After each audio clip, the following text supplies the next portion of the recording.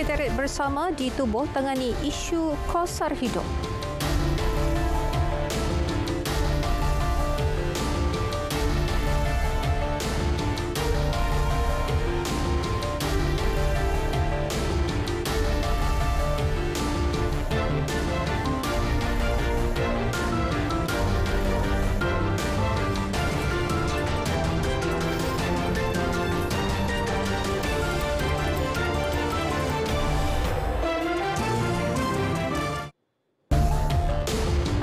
Assalamualaikum dan salam perpaduan. Anda bersama saya, Miza Usni Muhammad dalam Berita Tengah Malam.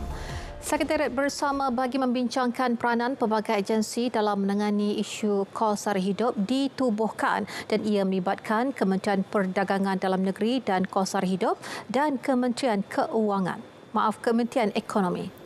Menteri Perdagangan Dalam Negeri dan Kos Sara Hidup Datuk Seri Salahuddin Ayub dan Menteri Ekonomi Rafizi Ramli menerusi kenyataan bersama memaklumkan sekretariat ini akan menjadi platform di peringkat pegawai bagi tujuan berkenaan.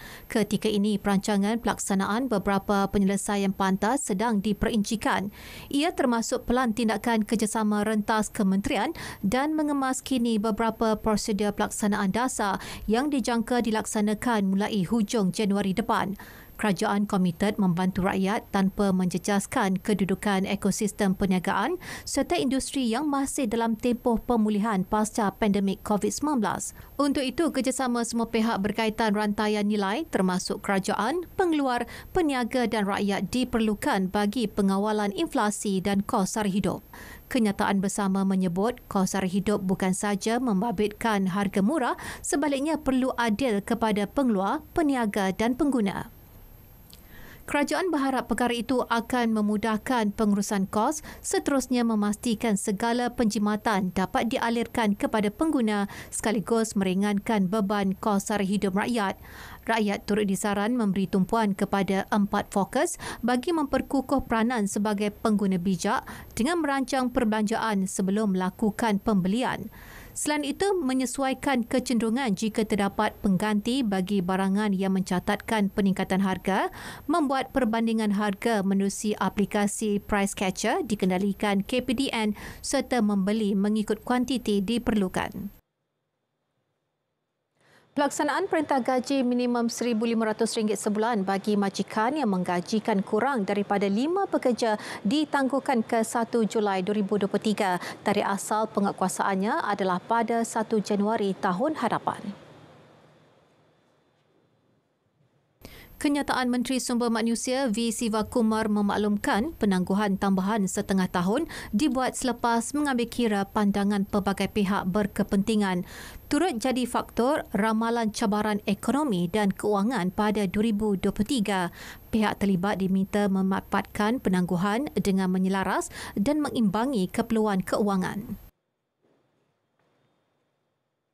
Tahap kesiapsiagaan di peringkat Kementerian Kesihatan KKM susulan peningkatan mendadak COVID-19 di China dan antara dilaksana ketika ini meningkatkan peratusan individu yang layak menerima vaksin dos penggalak bagi mengurangkan penularan jangkitan dan kematian.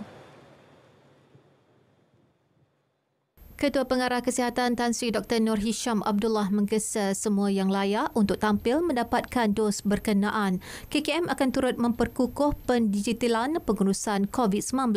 Semua pusat penilaian COVID-19 CAC turut sedia menerima kedatangan pesakit yang ramai. Premis itu juga akan memulakan rawatan Paxlovid kepada kumpulan pesakit berisiko tinggi. Pertubuhan Kesihatan Dunia sebelum ini menyatakan kebimbangan mengenai kadar penularan jangkitan.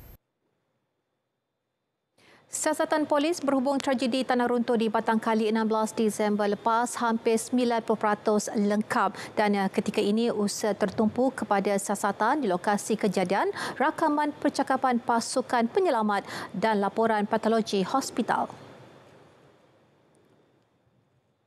Menurut Ketua Polis Selangor, Dato' Arjunaidi Muhammad, 77 saksi telah diambil keterangan. Ini termasuk mangsa yang cedera, waris mangsa, operator dan pekerja tapak perkhemahan serta anggota pasukan penyelamat. Kertas siasatan mengenainya dibuka di bawah Seksyen 304-A Kanun Keseksaan dan Seksyen 290 Kanun Sama serta Akta Kerajaan Tempatan 1974. Insiden tanah runtuh di Batangkali tempoh hari melibatkan 92 mangsa dengan 61 daripadanya terselamat dan 31 lagi terkorban. 13 daripada yang maut adalah kanak-kanak. 20 kenderaan turut tertimbus. Langkah-langkah keselamatan semasa dan selepas kejadian tanah runtuh. Apabila berlaku tanah runtuh, hubungi pihak berkuasa dengan segera. Beri amaran kepada keluarga dan jiran. Berpindah segera sekiranya keadaan menjadi bahaya atau apabila diarahkan pihak berkuasa. Selepas kejadian tanah runtuh, jauhi kawasan runtuhan. Awas, banjir boleh berlaku selepas tanah runtuh. Periksa keadaan keluarga, jiran serta golongan kurang upaya. Beri rawatan pertolongan cemas jika ada yang tercedera atau sakit. Periksa tapak rumah dan tanah di persekitaran anda. Bersedia dan dengar pengumuman daripada pihak berkuasa. Laporkan sebarang kerosakan kemudahan awam. Pesanan ini dibawakan kepada anda oleh RTM. Bertemu kembali. Keadaan banjir di Kelantan semakin pulih dan hanya 209 penduduk daripada 68 keluarga masih berada di pusat pemindahan sementara PPS di negeri itu. Kesemua mereka masih menghuni 3 PPS yang masih aktif di Pasir Mas. 2 PPS iaitu masing-masing satu di Tumpat dan satu lagi di Pasir Mas ditutup tengah hari tadi selepas semua penduduk terjejas dibenarkan pulang ke rumah masing-masing. Laman web info bencana JKM merekodkan 178 penduduk masih berada di Sekolah Kebangsaan SK Kedai Tanjung diikuti Pusat Tarbiyah Nasrullah Pohon Buloh 17 orang manakala SK Banggol Cica 14 orang. Sementara itu, menurut portal Public Info Banjir, Sungai Golok di Rantau Panjang masih melepasi paras waspada 7.30 meter. Di Perak, jumlah penduduk terjejas berkurangan kepada 35 penduduk daripada 6 keluarga. Sekretariat Jawatankuasa Pengurusan Bencana Negeri menerusi kenyataan memaklumkan hanya satu pusat pemindahan sementara PPS masih beroperasi iaitu di daerah Hilir, Perak. Kesemua penduduk terjejas dipindahkan ke PPS Dewan Sekolah Menengah Abdul Rahman Talib sejak dibuka 22 Disember lalu. Pemantauan di 300 kawasan di Terengganu yang dikenal pasti sebagai lokasi kerap banjir diteruskan dan langkah itu dilaksana sebagai persediaan terhadap kemungkinan kecemasan jika bencana itu kembali melanda. Timbalan Pengarah Bomba Terengganu Muhammad Khairiri Mat Resat berkata kesiapsiagaan anggota dan aset juga berada di tahap optimum. Ia sedia digerak bila-bila masa mengikut keperluan. Kita akan terus bersedia untuk menghadapi gelombang seterusnya yang mungkin akan berlaku dan untuk itu kita memberi tumpuan kepada lokasi-lokasi yang dijangka banjir. Terdapat lebih daripada 300 lokasi yang dikenal pasti dan kita sentiasa bergerak ke hadapan memberi nasihat kepada orang awam supaya sentiasa alert kepada keadaan semasa. Selain kesiapsiagaan, pihaknya turut terlibat dalam operasi pasca banjir termasuk membersihkan kawasan sekolah dan masjid. Setakat ini, cuti semua anggota bomba termasuk di Akademi Bomba dan Penyelamat Wilayah Timur masih dibekukan. Seorang kanak-kanak berusia 18 bulan ditemukan lemas dalam tali air di hadapan rumahnya dekat Jalan Huang Hua, Sungai Bidut Sibu, Sarawak tengah hari tadi. Dan menurut Ketua Zon 4 Jabatan Bomba dan Penyelamat Malaysia Sarawak, Janggang Muling, pihaknya menerima panggilan kecemasan mengenai kejadian tersebut pada pukul 1.24 tengah hari.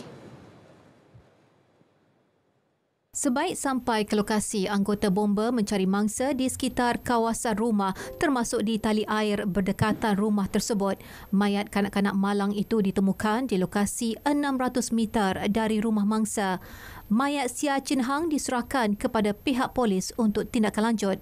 Menurut Jagan, pihaknya belum mempunyai maklumat jelas punca dan bagaimana kanak-kanak itu boleh terjatuh ke dalam tali air tersebut. Kementerian Keuangan menggesa syarikat berkaitan kerajaan GLC lebih proaktif menunaikan tanggungjawab sosial korporat CSR bagi membantu meringankan beban rakyat yang ditimpa musibah. Timbalan Menteri Keuangan Datuk Seri Ahmad Mazlan berpandangan usaha itu perlu dilaksana tanpa perlu menunggu arahan. Menurutnya, keuntungan yang diperoleh syarikat terbabit wajar disalur kepada rakyat yang ditimpa musibah seperti banjir. Dan saya harap selepas ini agensi-agensi lain terutama yang mengutip hasil dan juga syarikat-syarikat Menteri Keuangan diperbadankan yang ada keuntungan diletakkan CSR kepada rakyat apabila rakyat menerima musibah. Beliau berkata demikian dalam sidang media selepas penyampaian bantuan bencana banjir di Pejabat Tanah dan Jajahan Machang, Kelantan. Unit Udara Jabatan Bomba dan Penyelamat Malaysia JBPM menambah 3 lagi helikopter bagi melancarkan operasi menghantar bekalan makanan ke pos penempatan orang asli di daerah Gua Musang, Kelantan. Juruterbang Pangkalan Udara Wilayah Tengah Subang, Selangor, penolong kanan penguasa bomba Muhammad Azuna Muhammad Sabri berkata 2 helikopter iaitu Agusta 109E dari Pangkalan Wilayah Tengah dan Agusta Westland 139 dari Pangkalan Wilayah Utara Bertam, Pulau Pinang sudah tiba untuk mempercepatkan operasi pada hari ketiga hari ini. Manakala sebuah lagi helikopter AW189 dari Pangkalan Wilayah Tengah dijangka tiba esok. Sejak memulakan operasi penghantaran Ahad lalu, lebih 14 tan makanan asas dihantar ke perkampungan orang asli termasuk di Pos Gop, Pos Simpur, Pos Balar dan Pos Belatim. Untuk maklumat, kita dah 3 hari dekat sini untuk membuat resupply barang-barang di pos kampung asli. Hari ketiga kita meminta bantuan daripada pesawat A109E dan juga AW139 daripada Bertam. A109E daripada Subang. Yang ni kita pasal minta bantuan disebabkan ada kawasan-kawasan orang asli yang kapal MI-17 tidak boleh masuk sebab keadaan yang sempit apa. Jadi kita minta bantuan yang kapal yang lebih kecil. Dia kebanyakan di pos-pos Bihai yang Kampung Tentrik dan Sau adalah yang kita dah cek mana yang kita tak boleh nak masuk. Sebelum ini, JAKUA mendapat kerjasama unit udara JBPM untuk menghantar 21 tan makanan kepada 1,400 ketua isi rumah KRI orang asli di 6 buah pos pedalaman daerah Gua Musang yang terputus hubungan selepas laluan keluar dan masuk rosak akibat hujan. Operasi berkenaan mendapat kerjasama anggota Balai Bomba dan Penyelamat Gua Musang dan Angkatan Pertahanan Awam Malaysia daerah Gua Musang.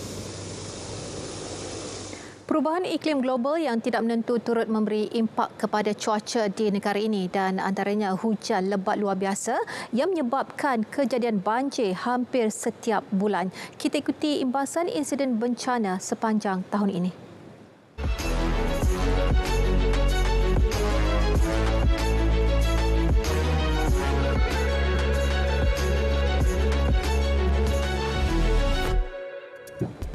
Baru saja pulih daripada banjir, negeri Pahang dilanda gelombang kedua pada hari kedua tahun 2022. Ia melibatkan 6 daerah iaitu Raub, Lipis, Jerantut, Maran, Bera dan Rompin. Manakala Temerloh dan Pekan masih menguruskan mangsa banjir daripada gelombang pertama. Seramai 2,137 orang dipindahkan ke 49 PPS di 8 daerah terlibat. Banjir teruk yang melanda negeri Terengganu menyaksikan peningkatan mangsa lebih 17,000 penduduk pada 1 Mac lalu. Kesemua mangsa ditempatkan di 141 pusat pemindahan sementara PPS, manakala di Kelantan, jumlah penduduk terjejas mencecah 8,359 orang daripada 2,727 keluarga berada di 39 PPS. Lembah Kelang dilanda banjir kilat di beberapa kawasan akibat hujan lebat sejak jam 3 petang pada 7 Mac. Beberapa laluan serta kawasan terjejas mengakibatkan ribuan kenderaan tenggelam dan terperangkap. Antaranya Jalan Raja Chulan, Kuchai Lama, Kampung Baru dan Jalan Tun Hesley. Operasi banjir diaktifkan di Terowong Smart dan ditutup sepenuhnya. 10 Mac, insiden tanah runtuh Taman Bukit Permai 2, Ampang, meranggut 4 nyawa dan seorang cedera ringan, selain 15 buah rumah serta 10 kenderaan terjejas. Lebih 200 penduduk melibatkan 48 rumah diarahkan berpindah susulan tanah runtuh tersebut kerana dikuatiri terdapat rekahan tanah di lokasi kejadian. 3 Syawal bagi 17 penduduk kampung Seri Segabut, Pekan Nenas, Pontian sedikit hiba apabila dilanda banjir kilat selepas hujan lebat lebih dari 2 jam. 1 PPS dibuka iaitu di Sekolah Menengah Melayu Raya bagi menempatkan 3 keluarga berkenaan. Bagaimanapun, Sekretariat Jawatan Kuasa Pengurusan Bencana Daerah Pontian memaklumkan tiada kemalangan jiwa dilaporkan. Pada 11 Mei, seramai 1,826 orang daripada 698 keluarga di Beaufort dan Tenom dipindahkan ke PPS akibat banjir susulan hujan lebat melanda 2 daerah ini. Jawatan Kuasa Pengurusan Bencana Negeri Sabah mengaktifkan 20 pusat pemindahan sementara PPS di Tenom dan 2 PPS di Beaufort.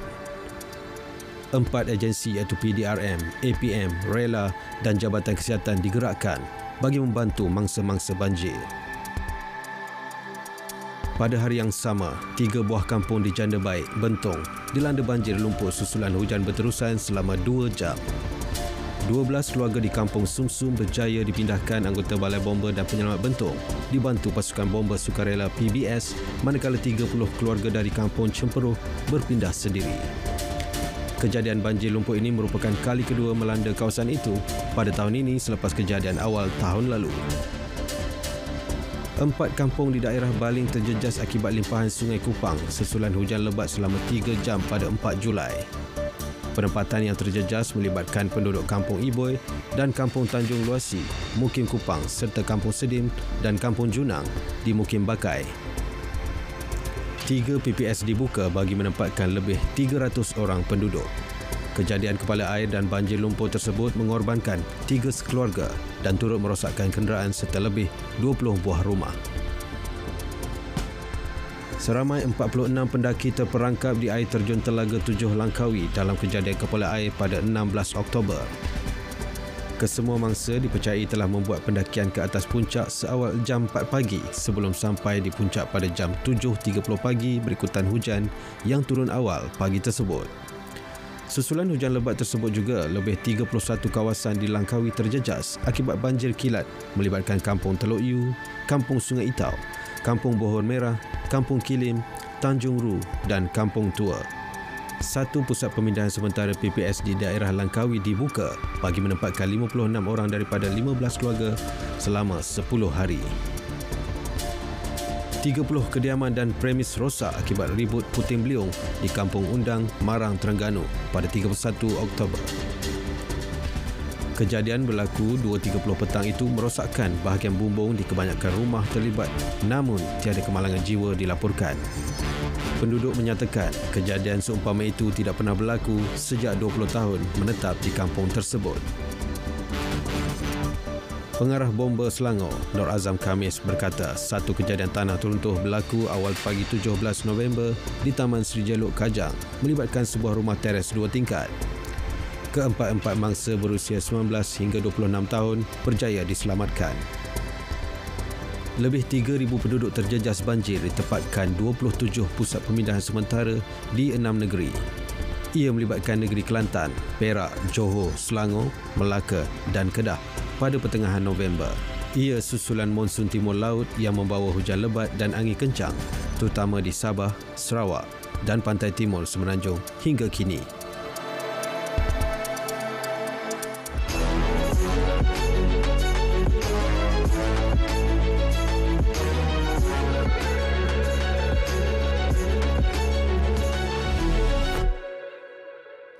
Susulan isu pengambil alihan pengurusan Menara Kuala Lumpur, Menara KL oleh syarikat Hydroshop Sdn Bhd daripada Telekom Malaysia TM, Kementerian Komunikasi dan Digital KKD sedia bekerjasama dengan pihak berkuasa sekiranya perkara itu disiasat. Menurut Menterinya Fahmi Fadzil, taklimat terperinci berkaitan konsesi pengurusan Menara KL diterima 14 Disember lalu. Taklimat menyeluruh mengenainya pula akan dikemuka TM pada awal tahun depan. Beliau memberi jaminan isu pengambil alihan saham penuh itu diteliti dan dipantau rapat pihaknya. Konsesi pengurusan Menara KL kini dalam tempoh interim ketiga sehingga 31 Disember oleh Menara Kuala Lumpur Sdn Bhd, anak syarikat TM. Golongan orang kurang upaya OKU menyambut baik pelan data perpaduan prabayar internet mudah alih yang diumumkan Menteri Komunikasi dan Digital Fahmi Fadzil dan ia dapat membantu meningkatkan akses kepada maklumat selain memudahkan urusan perniagaan secara dalam talian. Saya rasa pakej yang diumumkan oleh Kerajaan Perpaduan ini menepati apa yang kami mahu sebagai golongan kurang upaya di Malaysia ni.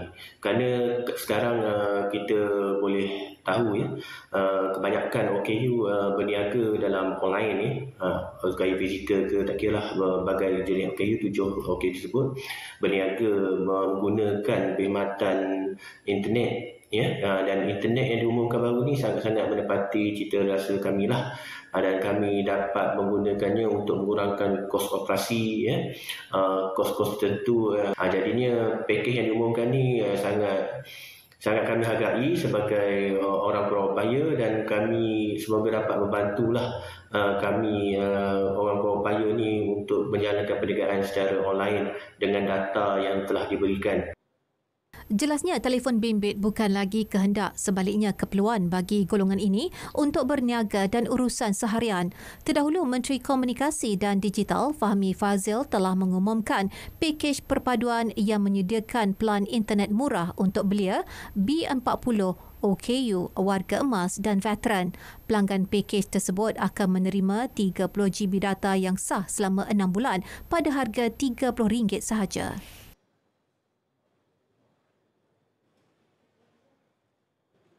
Kementerian Pertanian dan Keterjaminan Makanan komited untuk bekerjasama dengan Kerajaan Sabah dan Sarawak menerusi galakan pemodenan penggunaan teknologi dalam aktiviti pertanian. Timbalan Menterinya Chan Fung Hin berkata pihaknya juga akan meneruskan siri jelajah sektor pertanian dan agro makanan di Sabah dan Sarawak. Lawatan sulung ke Sabah bertujuan mengeratkan kerjasama strategik kementerian di peringkat persekutuan dan kerajaan wilayah Sabah dan Sarawak dalam menangani isu keterjaminan makanan. Turut dibincangkan pelbagai perkara termasuk pendekatan menghormati autonomi kerajaan wilayah dalam bidang pertanian serta meneroka ruang kerjasama terutamanya bersama Kementerian Pertanian dan Perikanan Sabah yang diterajui Menterinya Datuk Seri Dr. Jeffrey Ketingan. Terdahulu beliau mengadakan kunjungan hormat terhadap Ketua Menteri Sabah Datuk Seri Panglima Haji Jin Noor di pejabatnya di Menara Kinabalu. 485,000 anggota Koperasi Sahabat Amanah Ikhtiar Malaysia Koop Sahabat bakal menerima manfaat hasil pelaburan jangka panjang yang dimeterai bersama dengan KAB Gold Dynamics Sdn Bhd. Pengerusinya Muhammad Najib Muhammad Noor berkata pihaknya optimis untuk membangun dan meningkatkan taraf sosioekonomi golongan usahawan B40 sekaligus membantu mengukuhkan keuangan masyarakat dalam situasi ekonomi yang tidak menentu. Memang anggota kami 485,000 orang tu majoritinya saya rasa lebih kurang dalam 98% merupakan B40, merupakan peminjam Amanah Ikhtiar Malaysia, dan kami di peringkat koperasi sentiasa ingin committed ingin membangunkan ekonomi. Sebab apa? Yang pertama, kita memberi dividen yang tinggi kepada anggota kami. Pada tahun lepas kita memberikan dividen sebanyak 10% dividen setiap tahun. That was the first time kita bagi 10%. Before that 7%, 8%. Tapi insyaAllah kita akan konsisten untuk memberikan 10% dividen kepada 485,000 anggota kita. Beliau ditemui pada majlis menandatangani memorandum persefahaman iGold Personal Account antara Koop Sahabat dan KAB Gold Dynamics Sdn Bhd di Ibu Negara hari ini. Koop Sahabat turut menempa kecemerlangan sepanjang 4 tahun berturut-turut apabila tersenarai sebagai 10 koperasi terbaik di negara ini.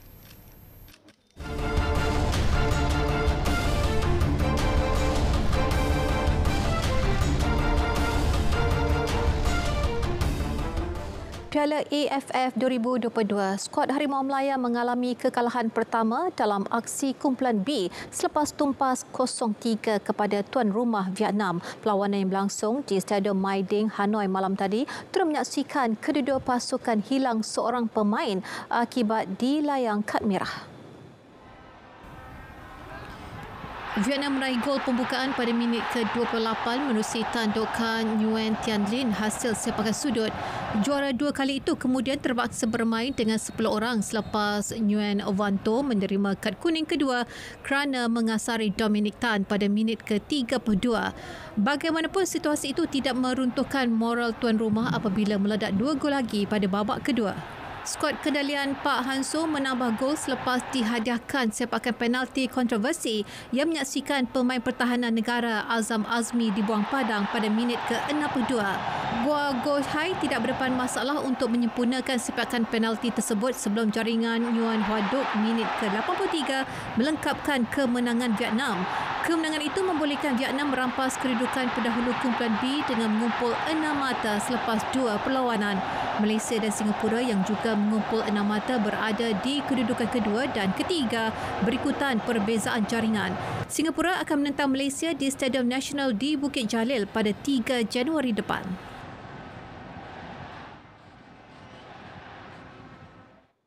Bermula hari ini, RTM menyiarkan perlawanan Piala AFF 2022 sehingga perlawanan akhir pada 16 Januari. Kabar gembira itu diumum Menteri Komunikasi dan Digital Fahmi Fadzil. Menurut beliau, keputusan dibuat hasil perbincangan bersama Menteri Belia dan Sukan Hanayo selepas mengambil kira keluhan peminat yang mahu RTM menyiarkan kejohanan duit tahunan itu. Peminat bola sepak boleh menyaksikan 10 perlawanan menerusi saluran TV2 dan sukan RTM serta penstreaman langsung melalui aplikasi RTM Click. Siaran tidak berbayar ini bagaimanapun tertakluk kepada syarat kontrak hak siaran eksklusif. Ini bermakna stesen penyiar FTA hanya dibenar menyiarkan perlawanan 15 minit lewat daripada waktu sebenar perlawanan. Kementerian Belia dan Sukan KBS akan meneliti masalah berbangkit berkaitan akses dan kos sewa fasiliti sukan dikenakan bagi menganjurkan sesuatu kejohanan di dalam negara.